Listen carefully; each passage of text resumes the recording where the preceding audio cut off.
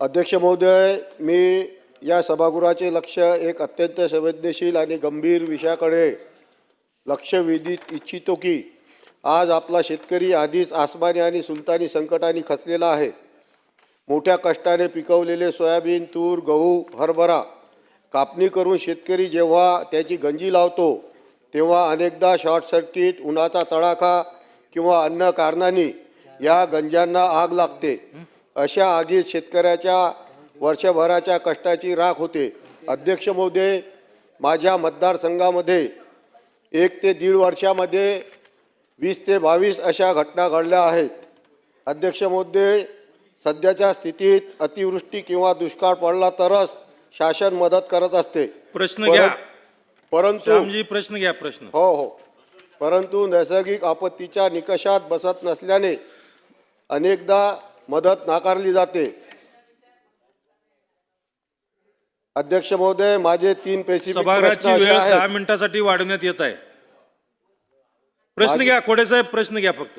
3 specific प्रश्न असे आहेत की कापणी करून शेतात ठेवलेला सोयाबीन, तूर, गहू, हरभरा किंवा इतर पिकाच्या गंजांना आग लागल्यास त्यांना हेक्टरी किंवा बाजारभावाप्रमाणे त्वरित नुकसान भरपाई देण्याकरिता जिल्हाधिकारी यांच्या अध्यक्षतेखाली समिती आणि आगीच्या घटनेमध्ये तत्काळ 50,000 ते 1 लाखापर्यंतची सानुग्रही मदत देण्याचे अधिकार प्रदान केले जातील का?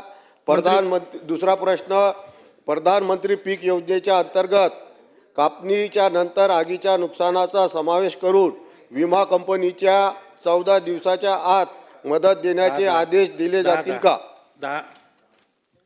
सन्माननीय अध्यक्ष महोदय, सदरचा विषय हे महाराष्ट्राच्या शेतकऱ्यांच्या दृष्टीने अतिशय महत्त्वाचा आहे। आपल्या धोरणामध्ये असं आहे की उभ्या पिकाला नुकसान भरपाई, आणि शेतीमध्ये उभं पीक असेल त्याचं नुकसान झालं तर आपण भरपाई देतो, परंतु कापलेल्या पिकाला मात्र नुकसान भरपाई नाही आहे। पीक हे पीक आहे, त्यामुळे कापलेल्या पिकाला देखील नुकसान भरपाई मिळायला पाहिजे या मताशी शासन सहमत आहे। मी आणि सन्माननीय सदस्य चंद्रशेखर बावनकुळे साहेब आम्ही आमदार असताना या विषयासाठी खूप चळवळ केली। आम्ही प्रत्येक मीटिंगमध्ये हा विषय उपस्थित केला की कापलेल्या पिकाला एक तर उभ्या शब्द कापून टाका किंवा कापलेला शब्द टाका।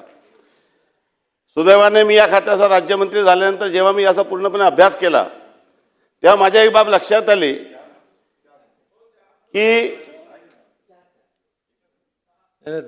केंद्र सरकारने जे नैसर्गिक आपत्ती जाहीर केली होती त्यामध्ये आग आहे, आणि राज्य सरकारने स्टेट डिझास्टर डिक्लेअर मध्ये देखील आकस्मिक आग आहे, परंतु या आगीची व्याख्या मात्र निर्धारित केली नाही।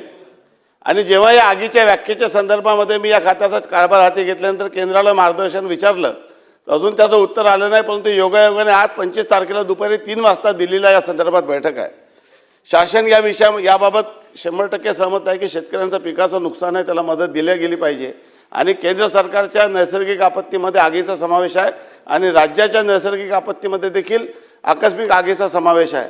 त्यामुळे लवकरच या संदर्भामध्ये धोरण करावे लागेल। आजतागायत महाराष्ट्रामध्ये कुठल्याही शेतकऱ्यांचं पिकाचं नुकसान झालं आगीमुळे तर त्याला मदत दिली गेली नाही, परंतु लवकरच आपण या संदर्भामध्ये एक धोरणात्मक निर्णय करू। आज केंद्र सरकारचं मार्गदर्शन आल्यानंतर केंद्राने दिली तर ठीक आहे, नाहीतर स्टेट डिझास्टर म्हणून आपण त्याला डिक्लेअर करून मंत्रिमंडळाला पुढे जाऊन त्याला मदत करण्याच्या संदर्भामध्ये सकारात्मक कारवाई करण्यात येईल।